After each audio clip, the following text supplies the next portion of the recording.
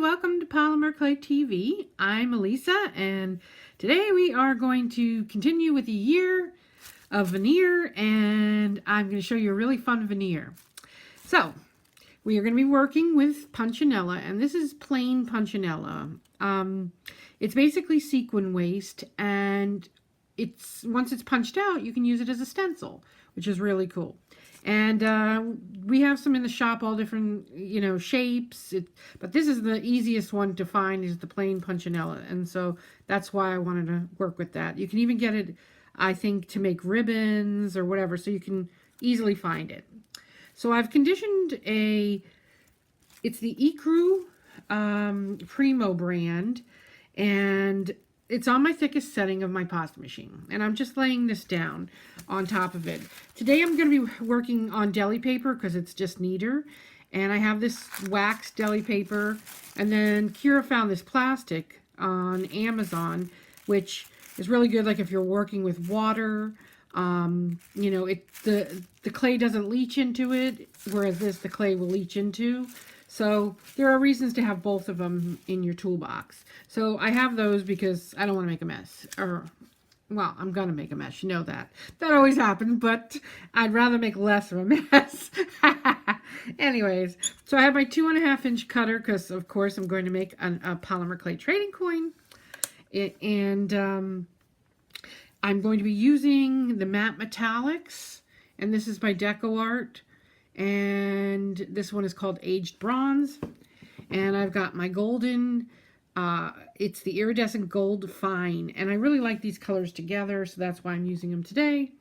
And I'm just going to use a piece of deli paper as my palette to put them out. You don't need a lot. You don't need a lot. So shake them up first, make sure that they're, mixed well. And you can just put a little, if you have a plastic palette, those work great too.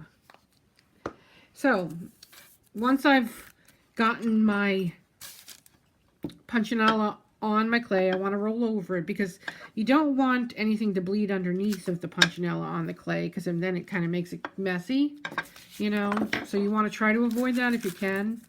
So I use my finger, and I'm just dabbing my finger on the paint here and going to wipe it across the Punchinella. And I like to do it in a circular motion. That seems to work, And I just go back and take a little at a time. I don't try to saturate my finger or anything because, like I said, you don't want it getting underneath. Sometimes it happens. It's just life, if you've worked with stencils before. It just sometimes will get underneath your stencil, but try to avoid it, obviously. And you want to have lots of paper towels handy for this one.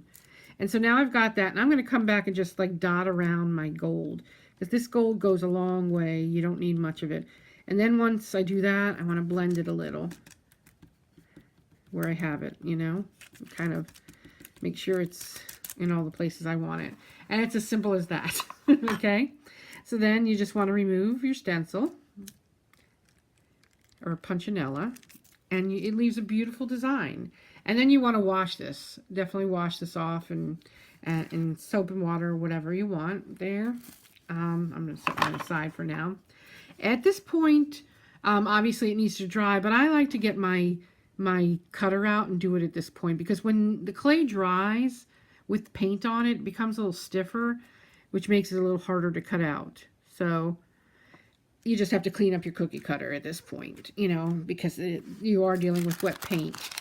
Let me try to get this off here. It's easier to cut on the tile surface. So I give it a nice little cut. I can twist it up, roll it up on my surface, and pull it out. So you want to be gentle, because this is, you don't want to like over touch it or whatever, because this is all wet still. So I've got that now, and that's ready to go. So I'm going to set that aside and let that dry, and we'll move on to the very next step, which will be transferring.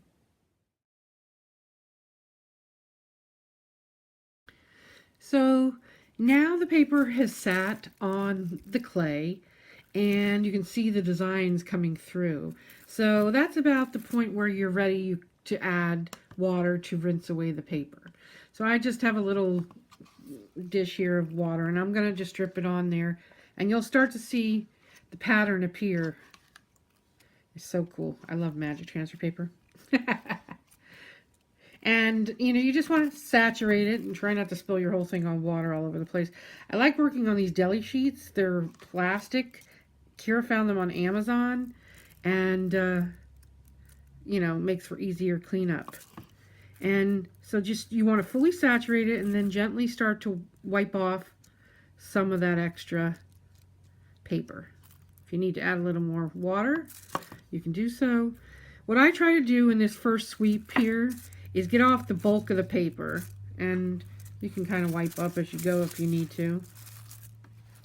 But I don't try to get every square or every single fiber off this first pass, because I want to let it all stick to the clay, you know, the print stick to the clay before I try to manipulate it too much. But once it dries the very first time, you can manipulate the heck out of it. But this very first initial time, you want to be very gentle with it, because it's just starting to adhere to the clay. But like I said, once this dries, then I can go back and wash it several times and get every fiber off then. And it's much easier to do, number one. And number two, it just works better that way. You don't mess up your design at all. As you can see, I did not mess up one little section of this. It's gorgeous. Yay! So, at this point now, we're going to move on to the next step. So my magic transfer paper has all dried, and I've gotten off all the paper, and it looks gorgeous. And I have a smaller cutter, because earlier we used the 2.5 inch cutter. I want to stack this on top, so I want to go with something smaller. So I'm kind of going to just line up my cutter on the design wherever I want it, where it looks like it'll be nice. And I'll cut out this design.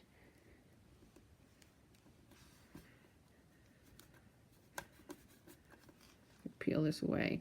There's still plenty to work with there, so let's see. Just want to clean up your edges at this point. I didn't cut it good here. Let me just get this. That can wipe off extra. That's better. Okay.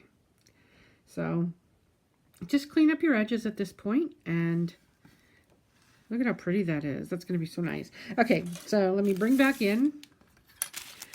This is our Punchinella piece, and we're going to lay this on top of this.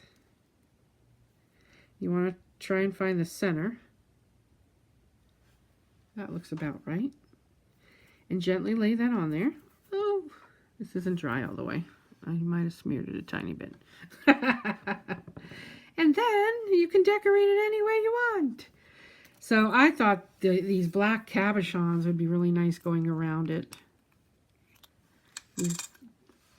These little 2mm black cabochons, and it's mine's still wet, but you can wait until yours dries. That would be the best bet, to make sure that your Punchinella is dry all the way, and then you can decorate it freely and have a really nice piece. You can totally, sorry, I'm a little loud, but you could totally elaborate on this any way you want. You could actually put these little cabs into where the Punchinella is. Would be cute too. So just, you know, find your own voice with it and have fun with it. I'll finish this up. I know you don't want to sit here and watch me put 1,000 of these on here. So, you know, just think about ways you can use the Punchinella for your designs and incorporate magic transfer paper. Here's another one I had done also. Let me just show you this one. This was a fun one. I transferred on top of the Punchinella. So I made my design first with the Punchinella, and then I laid magic transfer paper on top of that and did the same, you know, method we did to get it onto the clay here. And so I had this, like, now I have like a 3-dimensional thing. However, let me just tell you, it doesn't always stick exactly the way, you know, it would on just plain clay, because, you know, you're putting it over acrylic paint. So just remember that you might have a little area that, say, like over here, that may not stick onto the acrylic paint.